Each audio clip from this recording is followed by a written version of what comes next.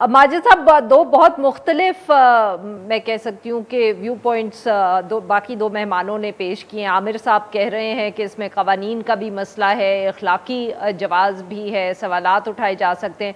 ज़रार साहब कह रहे हैं कि क्या अखलाकी बातों की क्या बात करनी, फ़ायदा ही कोई नहीं है। उनके पास भी अगर रकम होती तो वो बाहर अपार्टमेंट खरीदते। सर, आप क्या किसके साथ इत्तेफाक करेंगे, और is there a middle way between the to?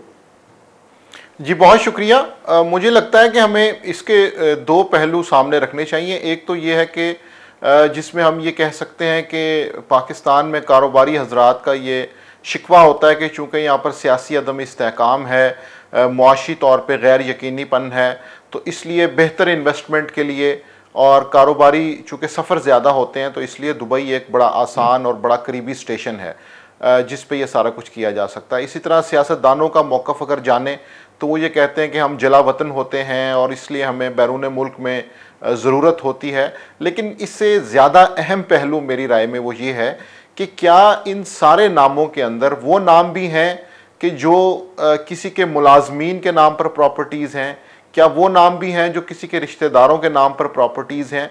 वहाँ से हमें ये लिंक मिलता है कि क्या इसमें मनी लॉन्ड्रिंग है, क्या इसमें ब्लैक मनी इन्वॉल्व है, इसमें क्या कोई गैर कानूनी तौर पे पैसा भेजा गया है।